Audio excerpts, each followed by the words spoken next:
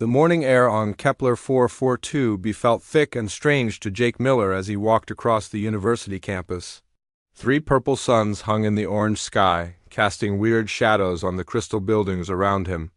Jake had been on this alien world for 6 months now, but he still felt like he was walking through a dream every single day. Jake was the only human at the Galactic University, and most days he felt very alone.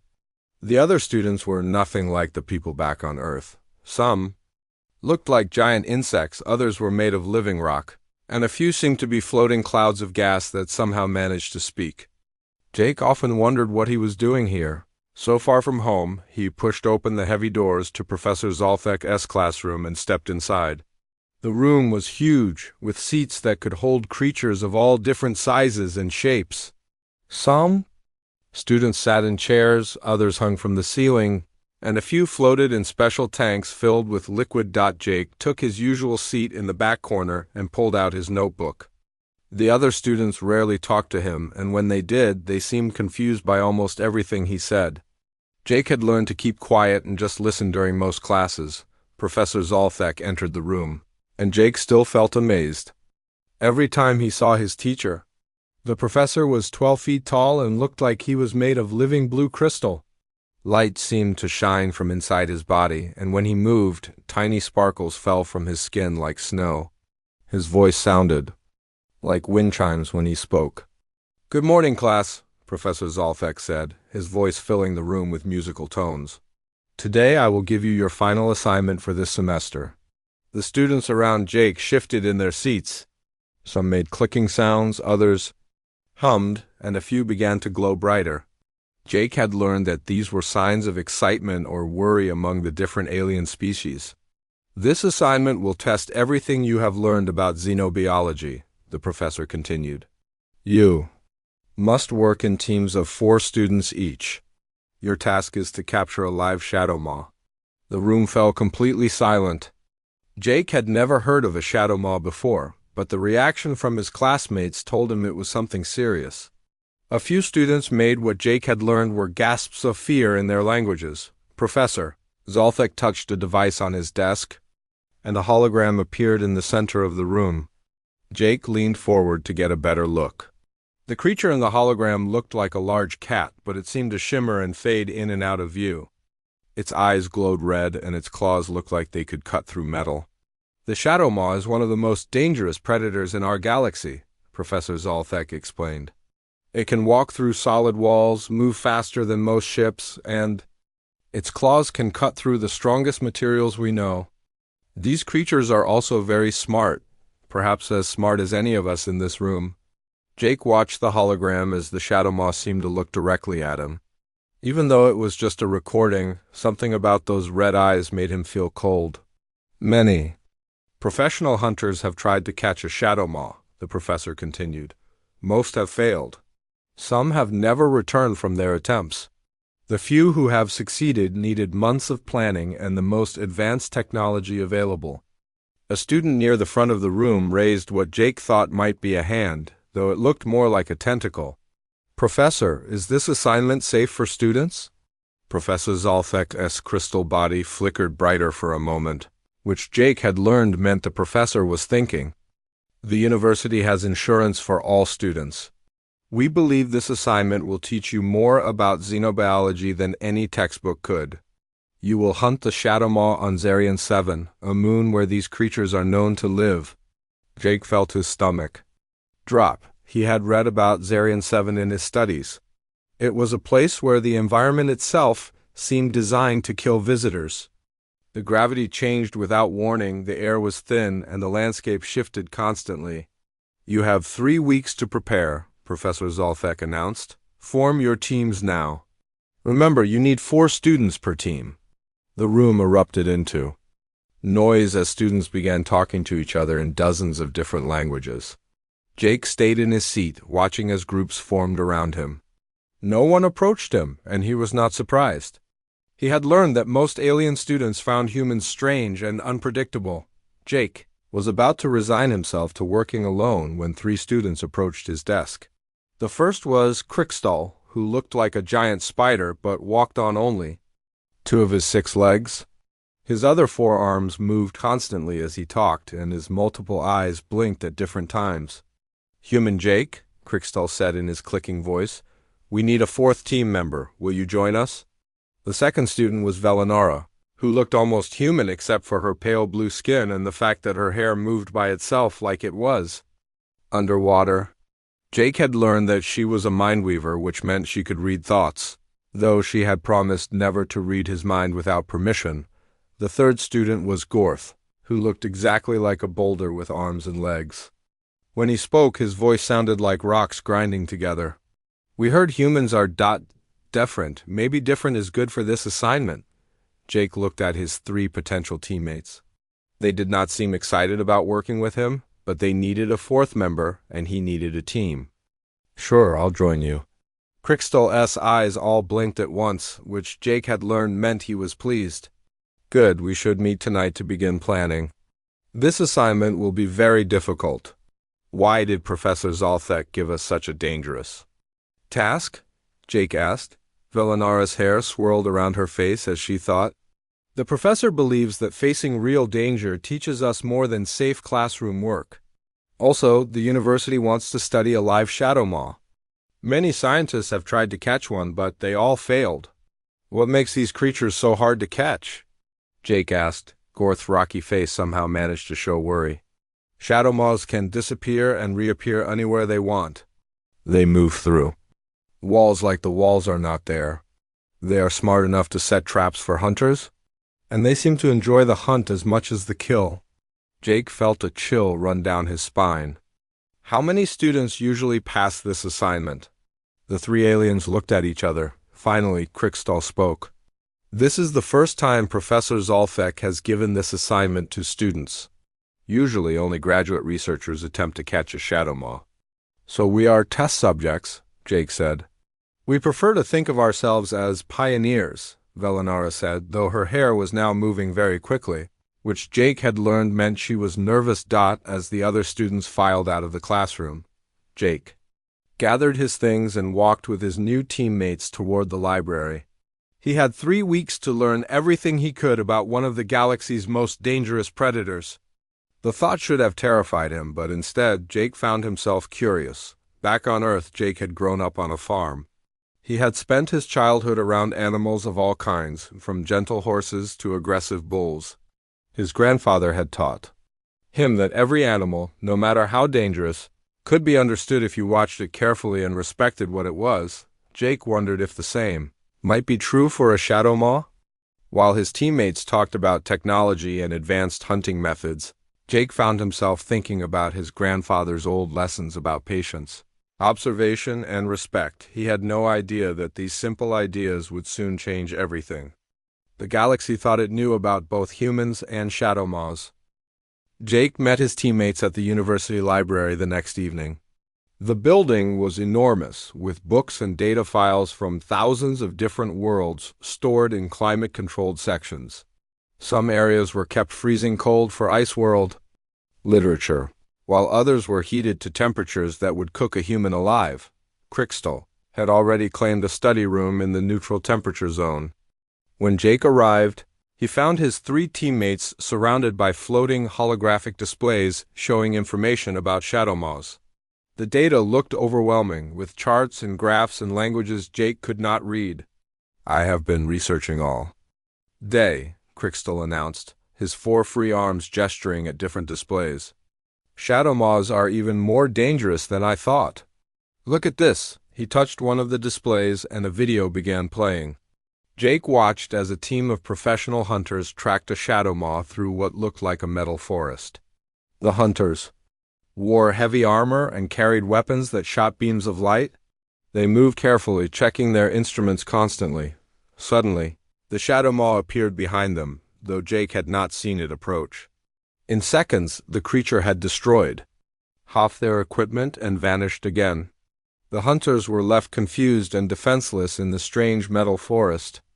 "That hunting team had 20 years of experience," Velinara said, her hair moving slowly as she concentrated. "They used the best technology available, and the shadow maw made them look like children playing games." Gorth rolled forward on his rocky legs, and pointed at another display. I found records of 47 attempts to catch a shadow maw in the last 50 years. Only 3 succeeded, and those took between 4 and 8 months of preparation. Jake studied the information floating around him. Most of it was too technical for him to understand, but he noticed something interesting.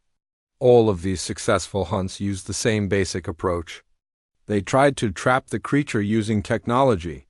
"Of course," Crystal said, sounding confused. "What else would they use?" Jake did not answer immediately. Instead, he asked, "What do we know about how shadow maws behave?" "Not their abilities, but their behavior." Velanara touched a control and new information appeared. They are solitary hunters. They seem to enjoy playing with their prey before killing. They are most active during the night cycle of whatever world they live on. They appear to be very territorial. "Do they eat their prey, or do they hunt for other reasons?" Jake asked. "Both," Gorth answered. "They need food like any creature, but they also seem to hunt for entertainment. Some researchers believe they get bored easily." Jake leaned back in his chair and thought about this. Back on his family's farm, he had dealt with predators that killed chickens and sheep. Some killed for food, others seemed to kill because they enjoyed it. His grandfather had taught him different approaches for different types of predators. What about their home environment? Jake asked, "What is Zarian 7 like?" Crystal brought up a new display showing the moon where they would hunt the shadow maw. Zarian 7 is mostly rock formations connected by energy bridges. The gravity changes in different areas. The atmosphere is thin but breathable for most species. The crystal caverns cover most of the surface. "The crystal caverns are where shadow maws prefer to live," Velanara added. "The crystals create sound, echoes, and light reflections that confuse most hunters. The caverns also provide many hiding places." Jake studied the images of the crystal caverns. They looked beautiful but dangerous, with sharp crystal formations everywhere and passages that seemed to lead in impossible directions. "What equipment do we have access to?" Jake asked. Gorth produced a thick manual from somewhere in his rocky body. "The university will provide us with basic hunting gear. We can also purchase additional equipment with our research budget." Jake spent the next hour looking through the equipment catalog with his teammates. The technology was impressive, but also very expensive. Phase shift detectors cost more than Jake's family farm was worth. Plasma nets cost almost as much. Protective armor that could stop a shadow maw's claws would use up their entire budget. "We need to prioritize," Crystal said. "I suggest we focus on detection equipment. If we cannot find the shadow maw, nothing else matters." "I think we need the plasma nets," Velanara disagreed. "Detection means nothing if we cannot capture the creature once we find it." "Both of you are wrong," Gorth said in his grinding voice. "We need protection first. Dead hunters cannot complete the assignment." Jake listened to his teammates argue about equipment while he continued reading about shadow maw behavior. Something was bothering him about all the failed hunting attempts, but he could not figure out what it was. Over the next week, the team spent every evening in the library. They read research papers, watched hunting videos, and studied maps of Zarian 7. Jake learned more about xenobiology in those 7 days than he had learned in the previous 6 months of classes. Crystal developed a complex plan involving sonic dampeners that would confuse the shadow maw's natural echolocation abilities. He calculated sound frequencies and echo patterns until Jake's head hurt from trying to follow the math. Velanara worked on psychic barriers that might prevent the shadow maw from reading their thoughts and intentions. She practiced meditation techniques that were supposed to make her mind invisible to telepathic predators. Gorth designed trap layouts using heavy-duty plasma nets and force field generators. His plans looked like engineering blueprints with precise measurements and backup systems for every component. Jake contributed to all their planning, but he also spent time on something else. While his teammates focused on technology, Jake read everything he could find about how shadow maws actually lived day to day. He learned that they had regular feeding times, preferred certain types of shelter, and followed predictable paths through their territory. Most importantly, Jake discovered something that none of the previous hunters seemed to have noticed. Shadow maws were creatures of habit. They might be intelligent and dangerous, but they still followed patterns like any other animal. I found something interesting, Jake announced during their second week of preparation. His teammates looked up from their equipment, catalogs, and technical manuals. Look at this, Jake said, bringing up a timeline he had created. Every successful Shadow Maw hunt happened during the same lunar phase on Zarian 7. Every failed hunt happened during different lunar phases. Crystal's multiple eyes focused on Jake's timeline. That could be coincidence, maybe, Jake said, but look at this too. He showed them feeding pattern data he had compiled. Shadow Maws hunt at very specific times. Not just during night cycles, but at exact times that match the gravitational fluctuations of Zarian 7. Velinara's hair began moving faster as she studied Jake's information. You think their behavior is controlled by the moon's gravity?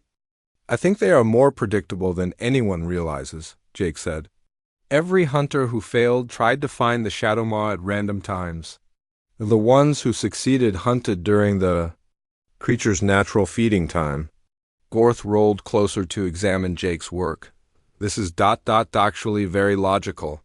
But even if we can predict when the Shadow Maw will hunt, we still need to capture it. One step at a time, Jake said. By the end of their second week, the team had spent most of their budget on equipment. They had phase shift detectors to track the Shadow Maw, sonic dampeners to confuse it, plasma nets to capture it, and protective gear to keep themselves safe.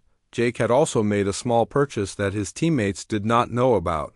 He had bought a simple leather pouch and filled it with items from the university's Earth Culture section.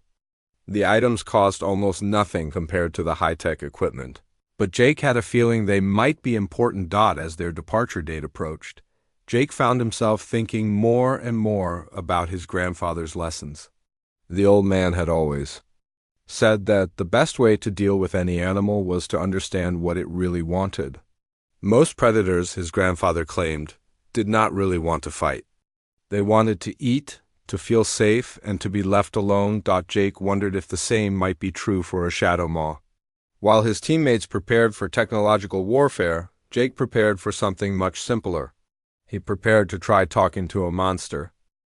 The transport ship that carried Jake and his teammates to Zarian 7 was small and cramped. Jake had never been comfortable in space, and the 3-day journey made him feel sick most of the time. His alien teammates seemed to handle space travel much better than he did. Crystal spent the journey checking and rechecking their equipment. His 6 arms moved constantly as he tested each device, calibrated sensors, and ran diagnostic programs. He had created a detailed schedule for their hunt that accounted for every hour they would spend on the moon. Velinara meditated in her cabin, preparing her mind for the psychic challenges ahead. Jake could sometimes hear her humming strange melodies that were supposed to strengthen her mental barriers. Her hair glowed softly when she was deep in meditation. Gorth studied maps of the crystal caverns and calculated the best locations for their traps. He had memorized every passage, every chamber, and every potential hiding spot in the cavern system. His rocky fingers traced paths on the holographic displays as he planned their route. Jake spent most of the journey feeling queasy and trying to read everything he could find about Zarian 7's environment. The more he learned about the moon, the more worried he became. The place sounded like it was designed to kill visitors. When they finally arrived at Zarian 7, Jake got his first look at their hunting ground through the ship's viewport. The moon was beautiful in a terrifying way. Massive rock formations floated in the thin atmosphere, connected by bridges of pure energy that sparked and glowed against the black sky. 3 small suns provided dim light that made everything look blue and cold. The gravity here changes every few hours, the ship's pilot warned them as they prepared to land. Stay close to the stable zones marked on your maps. If you get caught in a gravity shift, you could be crushed or thrown into space. Jake felt his stomach drop even further. He had grown up on a farm where the biggest danger was an angry bull.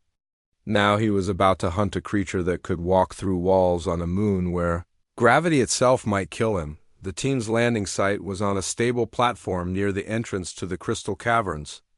As Jake stepped out of the ship, he felt the thin air burn his lungs, and the strange gravity made him feel like he was walking underwater. His teammates seemed less affected by the environment. The atmosphere here is only 60% as thick. As standard, Crystal announced, reading from one of his instruments. We can breathe, but we will tire quickly. The energy readings are very high, Velanora added, her hair moving erratically in response to the electromagnetic fields around them. This will make psychic contact difficult. Gorth was already unpacking their equipment. We should set up base camp here and begin our search pattern immediately. According to Jake's calculations, the Shadow Maw should be hunting in approximately 6 hours. Jake looked around at the landscape while his teammates organized their gear. The crystal caverns stretched out before them like a maze made of glass and stone. The passages seemed to shift and change as he watched, though he knew it was just tricks of light and reflection. Something feels wrong, Jake said quietly. What do you mean? Crystal asked, looking up from a device that was beeping steadily. This place is too quiet, Jake said. On Earth, when you go into predator territory, you can feel the danger. Here, it feels like we are being watched, but I cannot see anything. Velanara nodded slowly. I sense something too, but it is not clear.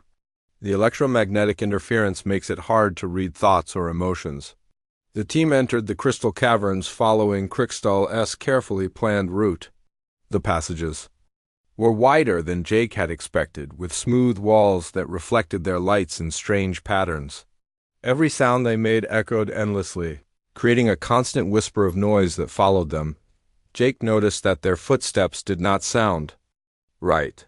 Instead of the solid thuds he expected, each step seemed to create multiple echoes that came from different directions.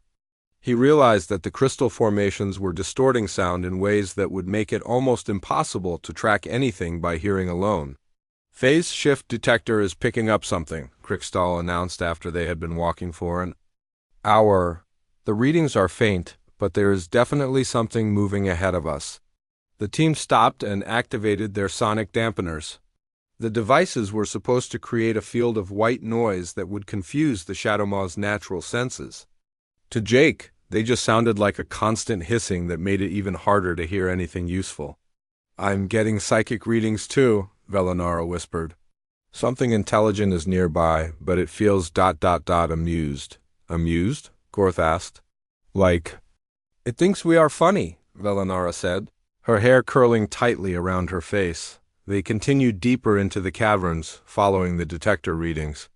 The passages branched and twisted in impossible ways. Jake began to feel like they were walking in circles, even though his teammates insisted they were following a straight path. After another hour, Crystal's detector began beeping rapidly. Very close now, he whispered. Less than 50 meters. Ahead, the team activated their plasma nets and prepared for capture. According to their plan, they would surround the Shadow Maw and fire the nets simultaneously. Creating a cage of energy that the creature could not escape, they crept forward until they reached a large chamber filled with crystal formations that looked like frozen trees. The detector readings showed the Shadow Maw was somewhere in this room, but Jake could not see anything moving. Now, Crystal whispered. All 4 team members fired their plasma nets at the same time. The energy webs spread out across the chamber, creating a glowing cage that should have trapped anything inside. For a moment, Jake thought they had succeeded, then the nets fell to the ground empty. Where did it go? Gorth asked, looking around frantically. The detector still shows it in this chamber, Crystal said. His voice confused. Jake felt something cold touch the back of his neck. He turned around slowly and found himself staring directly into glowing red eyes. The Shadow Maw was standing less than 3 feet away from him, close enough that he could see his reflection in its dark fur. The creature was beautiful and terrifying at the same time. It was about the size of a large dog, with sleek black fur that seemed to absorb light. Its claws were longer than Jake's fingers and looked sharp enough to cut through their armor like paper. But it was the eyes that held Jake's attention. They showed intelligence and something that might have been curiosity. Do not move, Velanara whispered. It is studying us. The shadow maw tilted its head and made a sound that was part purr, part growl. It walked slowly around the 14 members, examining each of them carefully. When it reached Jake again, it sat down and continued staring at him. Why is it not attacking? Gorth whispered. I think it is playing with us, Crystal said. The research said they enjoy hunting games. Jake realized his teammates were right. The shadow maw was not hunting them in the way they had expected. It was playing with them like a cat playing with mice. The creature had been leading them through the caverns, always staying just ahead of their detectors, watching to see what they would do next. Suddenly, the shadow maw vanished. One moment it was sitting in front of Jake, the next moment it was gone without a trace. The detector readings disappeared as well. Where did it go? Velinara asked, her hair moving wildly as she tried to sense the creature's location. I do not know, Crystal admitted. All our sensors show nothing. Jake looked around the crystal chamber and realized something important. They were not hunting the shadow maw. The shadow maw was hunting them. It was leading them deeper into the caverns, away from their base camp and their escape route. We need to go back, Jake said. Right now, but we almost had it, Crystal protested. No, Jake said firmly, it had us. We are not the hunters here. We are the prey. His teammates looked at him with confusion, but Jake was already heading back toward the passage they had entered through. Behind them, he could hear a sound that might have been laughter echoing through the crystal caverns. The team made it back to their base camp just as Zarian 7's night cycle began. The 3 small suns disappeared behind the floating rock formations, leaving them in almost complete darkness. Their artificial lights seemed tiny and weak against the vast emptiness around them. Jake sat on a supply crate and watched his teammates argue about what had gone wrong. Crystal was convinced that their equipment had malfunctioned. Velinara believed the electromagnetic interference had disrupted their psychic readings. Gorth thought they needed bigger nets and more powerful traps. We are approaching this completely. Wrong, Jake said quietly. His teammates stopped arguing and looked at him. In the dim light, their alien features looked even more strange and frightening than usual. What do you mean? Crystal asked. Our plan was perfect. The technology should have worked. That is exactly the problem, Jake said. We are treating the shadow maw like a machine that we can outsmart with better machines. But it is not a machine. It is an intelligent creature. Of course it is intelligent, Velinara said. That is why we need advanced technology to catch it. Jake shook his head. Back on Earth, I grew up around animals. My grandfather taught me that the smartest animals are often the easiest to work with if you approach them correctly. This is not a farm animal, Gorth rumbled. This is one of the most dangerous predators in the galaxy. Maybe, Jake said, but it is still an animal. And every animal wants the same basic things: food, safety, and respect. Jake stood up and walked to the edge of their camp, looking out at the crystal caverns. Somewhere in that maze of crystal and stone, the shadow maw was probably watching them, waiting to see what they would do next. The shadow maw has been playing with us because we have been acting like intruders in its territory, Jake continued. We came here with weapons and traps, trying to capture it by force. How would you react if strangers broke into your home with nets and tried to catch you? Crystal's multiple eyes blinked in sequence as he thought about this. I would defend myself in my territory. Exactly, Jake said. But the shadow maw has not attacked us, even though it easily could have. That tells me something important. What? Velinara asked. It is curious about us, especially about me, Jake said. Did you notice how it stared at me back in the cavern? It has probably never seen a human before. Jake walked back to his equipment pack and pulled out the simple leather pouch he had brought from the university. His teammates watched with confusion. As he opened it and showed them the contents, inside the pouch were things that looked very ordinary compared to their high-tech equipment. There was dried meat wrapped in cloth, a container of water, and a small wooden flute that Jake had carved himself during the long space voyage. What is that supposed to do? Gorth asked. I'm not sure yet, Jake admitted. But I know that trying to trap the shadow maw with technology will not work. We need to try something different. This is ridiculous, Crystal said, his arms waving. In agitation? You want to catch one of the galaxy's most dangerous predators with dried meat and a toy flute. I want to try communicating with it, Jake said. Every animal responds to the right approach. Maybe the Shadowmaw just needs to understand that we are not here to hurt it. Velinara's hair moved slowly as she considered Jake's words. The creature did seem more curious than aggressive, and it could have killed us easily if it wanted to.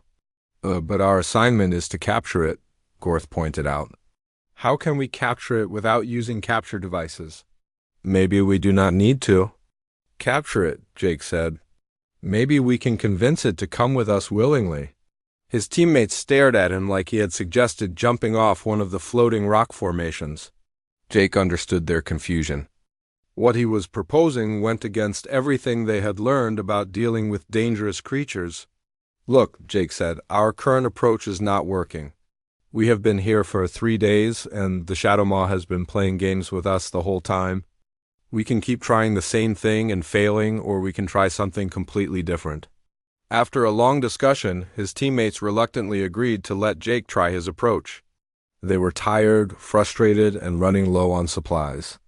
Their sophisticated equipment had proven useless against the Shadowmaw's abilities. The next morning, Jake led his confused teammates back into the crystal caverns. But instead of following Crystal's carefully planned route, Jake went to the large chamber where they had first encountered the Shadowmaw. This is where it chose to reveal itself to us, Jake explained. This must be an important place in its territory. Jake found a spot in the center of the chamber and sat down cross-legged on the crystal floor. His teammates positioned themselves around the edges of the room, ready to help if something went wrong. Jake could feel their nervous energy, but he tried to ignore it. Jake opened his leather pouch and took out the wooden flute. The instrument looked crude and primitive in the beautiful crystal chamber, but Jake had made it with his own hands during quiet moments on the transport ship. He began to play a simple melody his grandfather had taught him years ago. It was a song farmers used to calm frightened animals with slow, gentle notes that created a peaceful feeling. The crystal formations around them caught the music and echoed it back in harmonious tones that made the simple melody sound like a symphony. For several minutes, nothing happened. Jake continued playing while his teammates watched nervously. The detector readings remained blank, and Velinara sensed no psychic activity. Then Jake felt a familiar presence. The Shadowmaw materialized from the crystal formations like smoke becoming solid. It appeared gradually, first as a shadow, then as a vague shape, and finally as the sleek, dangerous creature they had seen before, but this time it moved differently. Instead of the predatory stalking they had witnessed earlier, it approached. With obvious curiosity, Jake continued playing his simple tune while the Shadowmaw circled the chamber.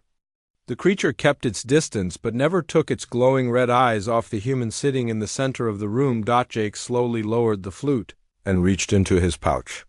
He pulled out a piece of the dried meat and placed it on the crystal floor between himself and the Shadowmaw.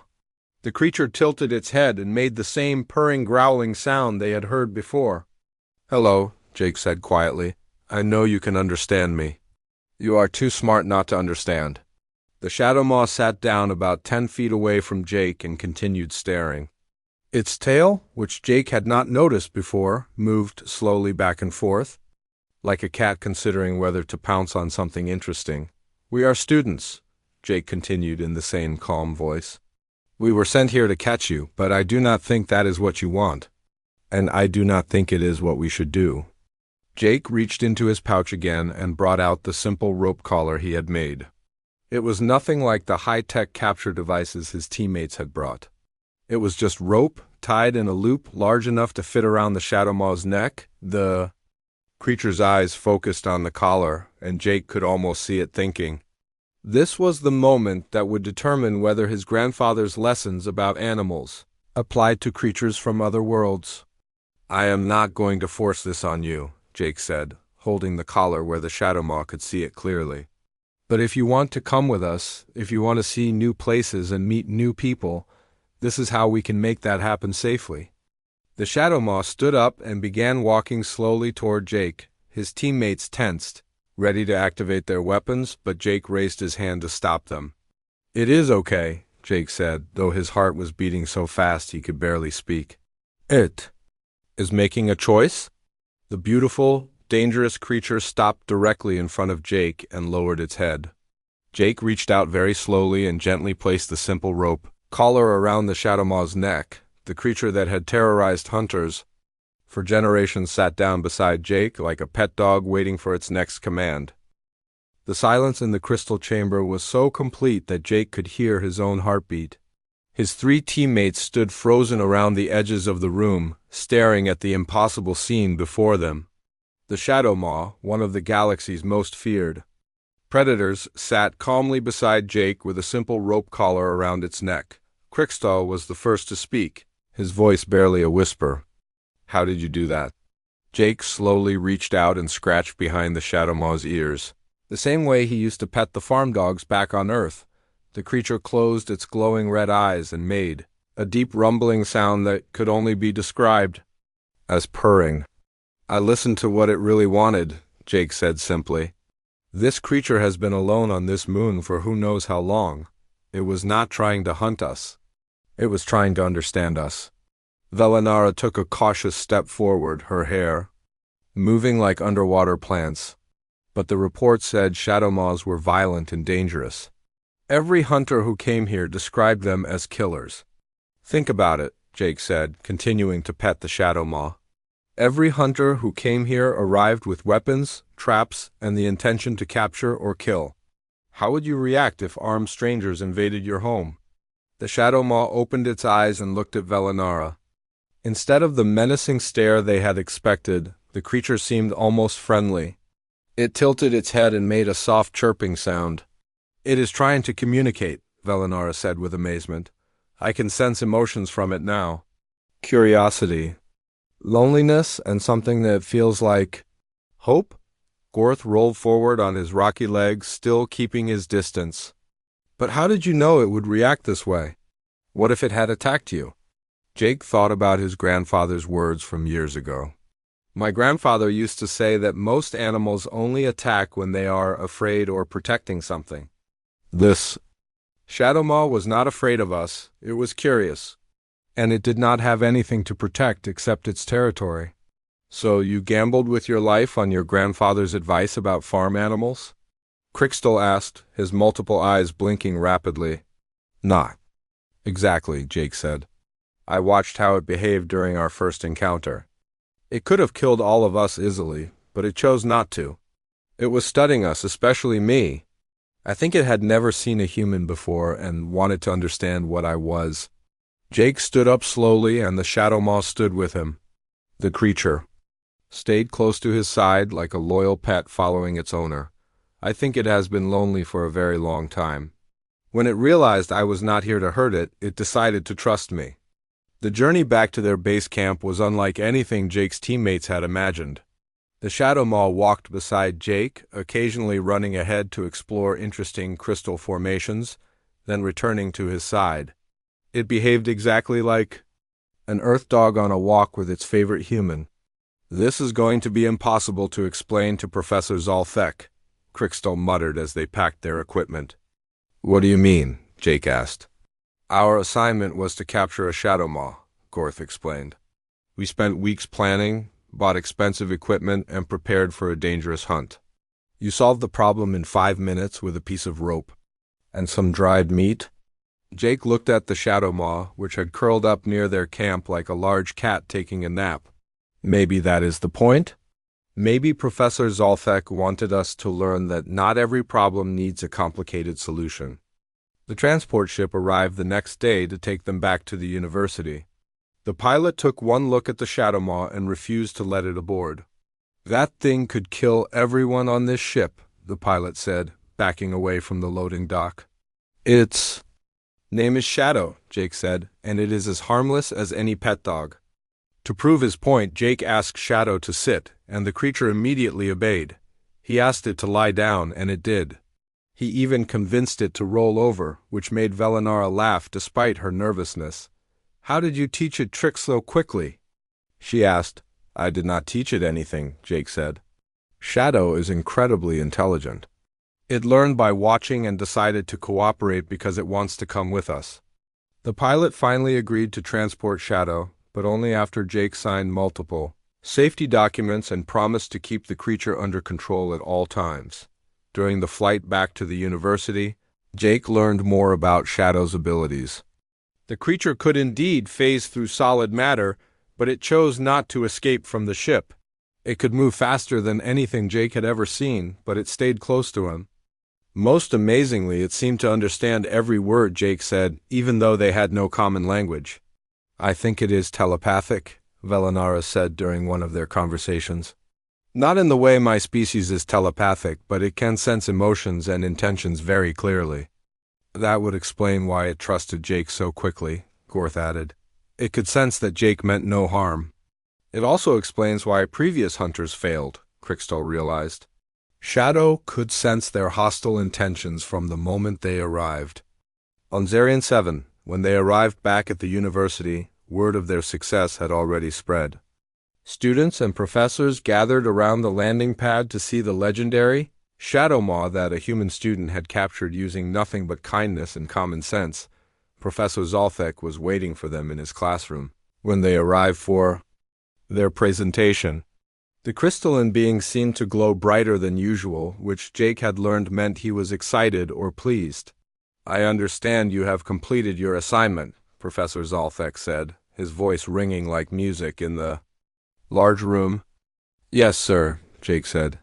Shadow sat beside him, wearing the simple rope collar and looking perfectly comfortable in the academic environment. "Tell me how you accomplished what professional hunters could not," the professor requested. Jake explained his approach while his teammates provided technical details about their failed attempts with advanced equipment. As he spoke, Jake realized that other professors and students had quietly entered the classroom to listen.